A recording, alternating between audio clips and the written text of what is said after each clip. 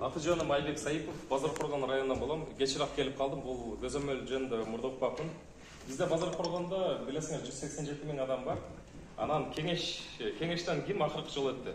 Ошол жерде бизде айланма жол бар да, круговой бар. Арсланбоо Бишкек Ошту бириктирген жол бар. Ошол круговой бизде тура эмес болуп калганда, түз эле болуп калганда анан айланма жол 10 жылып кеткен. Азыр ошол жерде күнүнөн 2ден 3дөн бүтүп болуп атат. Bir жарым ай bir аялды уруп каза болду. Анан 5-класс bir баланы уруп кетти машина. Түндөсү 2ден болуп атат, кээде 3дөн болуп атат, күндүздө болуп атат. Ошол айланма жолду биз губернаторго кат жолдодук эле, эме акимчилик губернаторго жолдоптур, бирок мындай жумшак формада жазып коюптур да.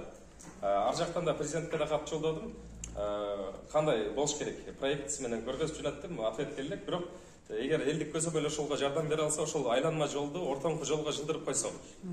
Бул бир маселе. Анан Жалал Абад маданият жолун билесиңер, Азбек компаниясы ишке ашырган. 2012-жылы башталган экен. 1 километрине бир кагазда 750 миң доллар жүрөт, бир кагазында 1 миллион 100 деп турат да. Ошо мен эсептеп көрдүм. Экинчи категорияда жолдун стандарты мындай болуш керек экен. Калыңдыгы 59 сантиметр болуш керек экен, энендиги 15 метр. Населенный пункт, ненаселенный пункт бардыгы 15 метр болуш керек экен. Эгерде детально айтып берсем, крупный зернистый щебень башында геотекстиль төшөлүш керек экен. Ал жерге түшкөн эмес могул жолго. Экинчиси 22 сантиметр крупный зернистый щебень болуш керек экен. Анысы жок. Экинчи слой бул георешетка деп коет. Ал ошол шагал төгүлгөндө жерди жарылып кетпесин камсыздайт да. Ал дагы жок. Ал жерде 3-чү слой бар. Мелкий зернистый щебень бар. Үстүндөгү 9 сантиметр крупный зернистый асфальта бетон бар. Анан 6 сантиметр үстүндө бар. Алар стандартка жооп берет. Бирок бул жерде не населенный пункт 15 метр болбой калгандагы узкий болуп 9 метр 10 метр болуп жанагы жолго кооптуу болуп экинчи категорияда жолго жооп бербей атат да. Ал жерде да бир коррупция бар. Анан 1 километр мен эсептедим, асфальта бетондун ошол 59 сантиметр плюс генендик 15 метр болгондо 250 миң доллардан ашпаш керек экен да, негизи. Алган айлык акысы, бүт техникасы, кетирилген каражаты болуп 250 миң доллардын тегереги болуш керек экен. Булар ошондо 750 миң 1 миллиондон болгондо 1 километринен 500, кеминде 500 миң доллардан акча жеп атышат да. Анан ошол круговойго, ошол өзгөрткөнгө биз ал жактан каражат бөлө албайбыз. Ошол местный өкмөт өзү ишке ашырыш керек деп атат да. Эми ошончо 1 километринен эмеси элестеткиле 67 километр болсо кеминде бир 30 миллион доллар жеп атат да. Аны 30 миллион доллар акча жеп туруп ошол круговойду бер жылдырып кое албайбы? Ошол маселе да. Ошону айтып атам. Ошол фактически доказывать этип, ошол круговойду бер жылдырып койсун. Плюс бул коррупционный схема боюнча дагы бир өзүнчө бир маселе. Анан экинчи, ошол жерге светофор сунуштадым. Ошол Базаркоргон шаарга айланбадыбы? Кире бериштен баштап Акманга чейин 20 жалпы ошол Базаркоргондун шаардын ичи плюс трасса 21 светофор сунуштагам. Ал боюнча жылыштар жок пока. Жол сызыктары, дөңсөлөрү. Бул бир маселе. Экинчи маселе, Базаркоргондо азыр 2 көпүрө бар. Биринчи көпүрө ошол центральный трасса, Бишкек Ош жолу. Экинчи көпүрө бул темир жол, темирден курулган. Көрсөңөр керек, базардын тушта базарга жетпей Жыпромдун жагында көпүрө бар. Ал 69 миллион сомго жасалыптыр. Ошондой эле Ала Букада жасалыптыр, 14,5-15 миллион сомго жасалыптыр. Эми айырмасын көрдүңөрбү? Канча коррупция? 69 менен 15 миллион тегереги. Ошол жерде коррупционный схема бар, аны да качка чыгарыш керек. Анан Орто Сайда ылдыйракта жашаган элибиз бар, ошол базарга өтө албай, мындайынан 8 километр айланып калышат да. Бул канча бензин затрата, канча ошол элдердин жана жөө жүрүп кыйналып атышат да. Ошол жерге бир көпүрө керек болду.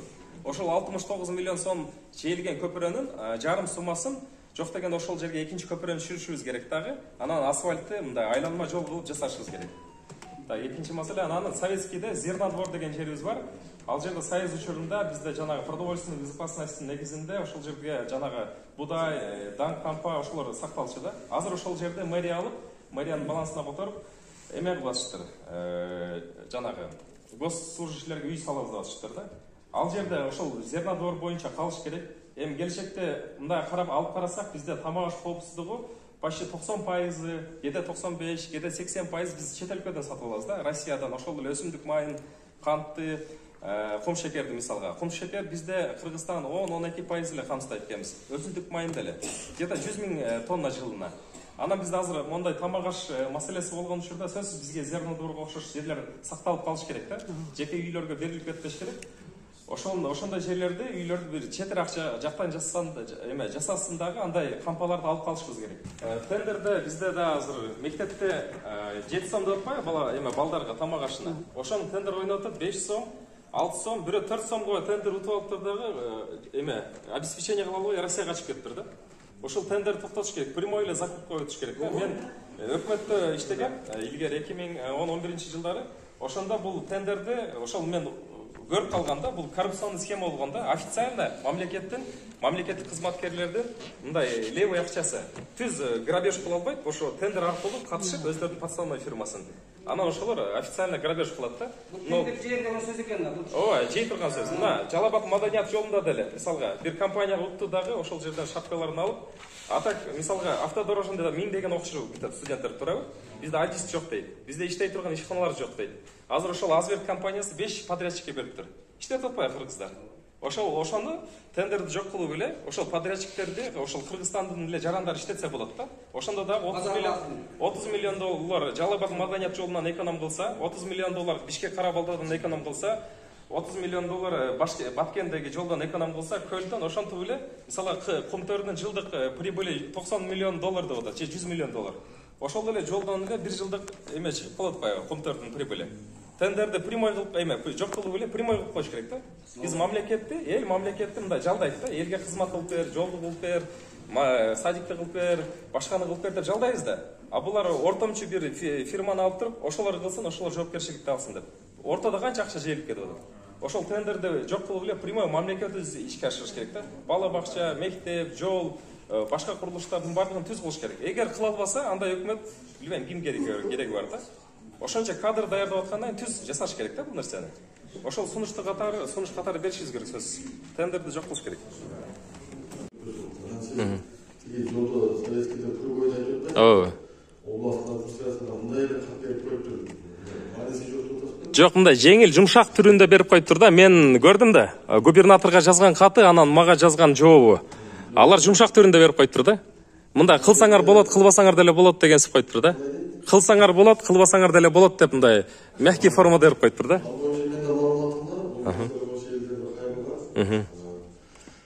Бул проект эми билесиздер да, бул жол канча жылдан бери биздин көйгөй жол турап, азыр жашынкай жол болуп калды. Светофорлор жол толук өткөндөн кийин светофор коюп, баардыгы каралган. Жо, мен көрдүм, светофор бир эле орус мектептин жанында, калган жерде жок экен.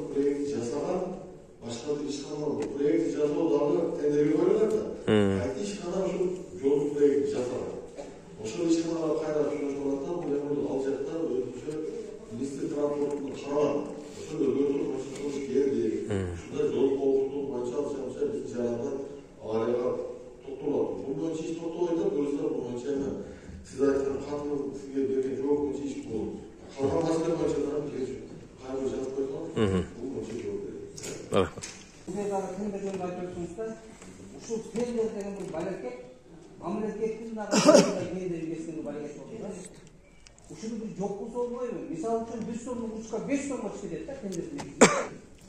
Ушул мамлекеттин экономикасы канча төмөндөтөт? Бир ала турган, бүтүрө турган иштер бүтпөй калат ошонун негизиндечи.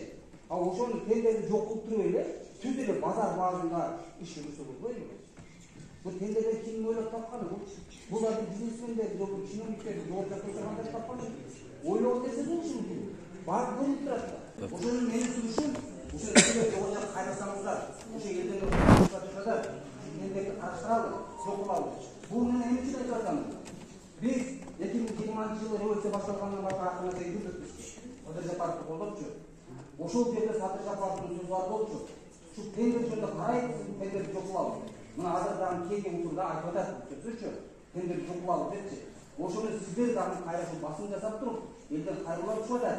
Ушул тендерге bir көңүл буралы, тендер жокулалы деген кайрылап жөнөп койсоңуздар.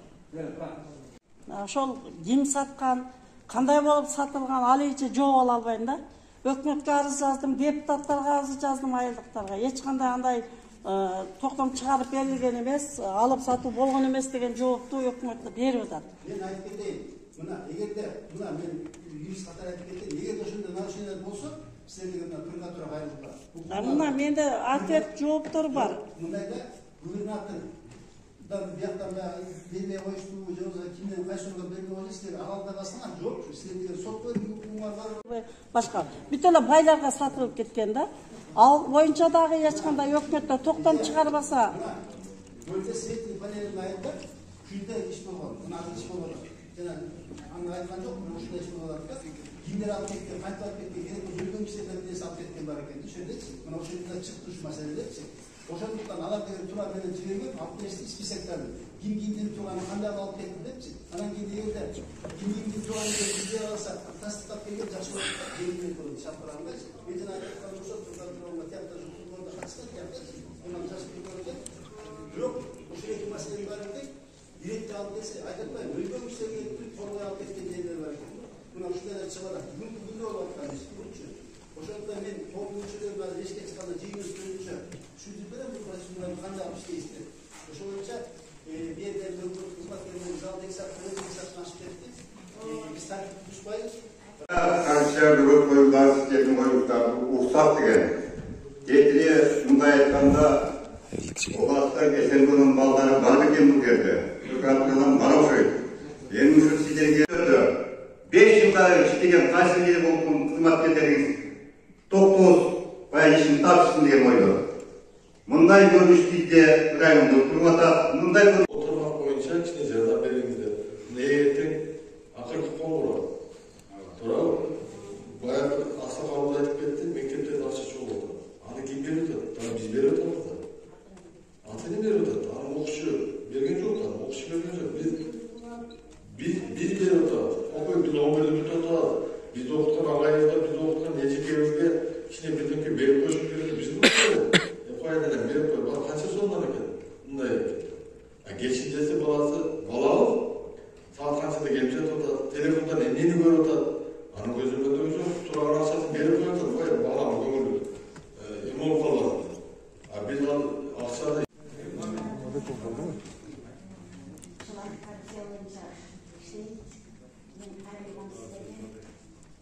ошол маселе бизде мээрде жок болуп жакында бардым. Каракеле келип турган болуп, акимиздер Икинчи жакында мэр барды, мэр жокту. Рахмат эми мэрлердин аягында чакырып барды. Ошондо деген маселени дагы чечилетте мамлекеттин кереги ошол сизге дайырлап эле бар. Анда эми бар болчу, кеткен бар.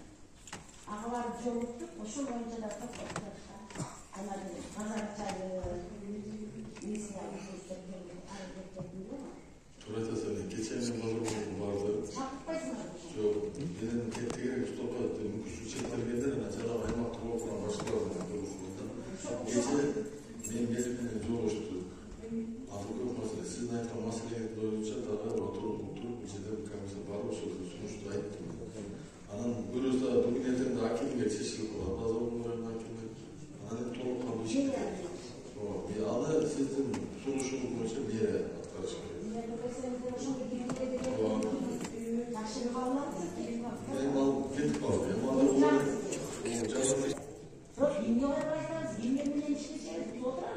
Бирөөсү мэр болду, аким болду жакында. Бүгүн аким чечилди.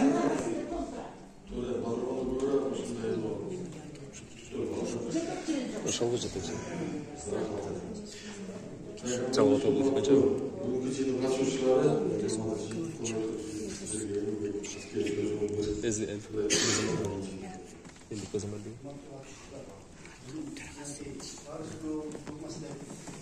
маселенин баардык мыйзамды бузуу болот.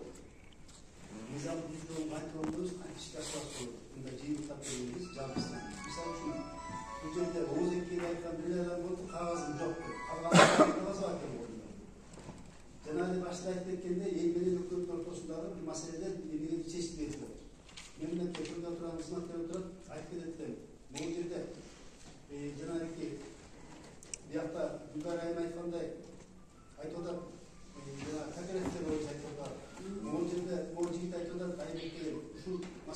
барлықтан белгілі коррупцион іске бар депші. Оның процессуальный кодексінің 155-ші беренесінде көрсетіліп тұрады. Оғылдың қызметкері отырады бұл жерде. Егер де қоғамшылықтың болмаса мемлекеттің құқығы бұзылса, ешқандай ақысы жоқ. Несі прокуратурамен тергеуші құрылымы құқығы бар деп тұрады. Енді прокуратураның өзінің жазымына алып бұндай мәселелерді ашық қалдырып қойды. Бұл үшін сөздің бартен кетті губернаторға тек, шының бартен бартен генеральный прокуратураға тек.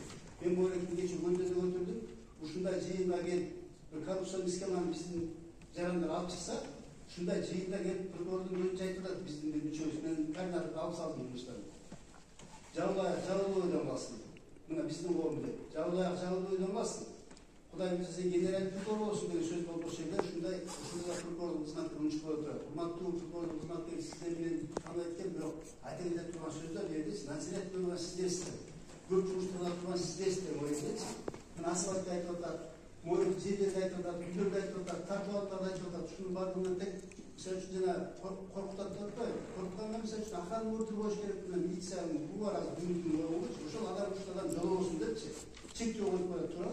Akran vurdu gerek büyüdüğünde militsiyonun kırkatını olduğunda cana semeylileri olduğunda ayağını bir kuş geçse ki ama montajcıları olduğunda diye diyor.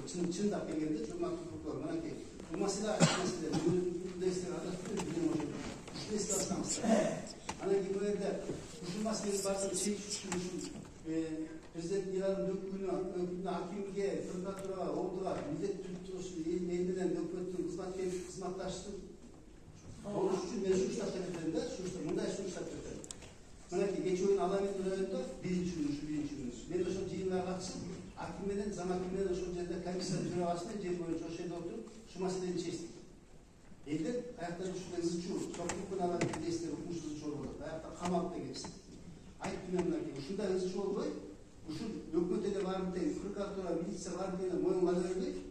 Түзгө комиссияга ушу коомдон кошулачы депчи. Коомдон кошсо, ошол биздин коомдон бараткан комиссияга катышып ошол бөлүп турсун. Мына ушул эки народдун контролун чекеси деп койсо болот, мисалы үчүн да. Катышсын, көрсүн. Ошол жерде морек документтин копиясын алсын. Анан кийин сиздерге да жеңил болот. Мына сиздерге да жеңил болот бардык. Акимге да жеңил болот бардык. Katısını, arlasını, alçak, buna götürüp asfalt mesela şunda senin 130 stadyanın birinesinde yani kayıtsızlar, o sonra arasasından olur, dostluk informasyonu diye var.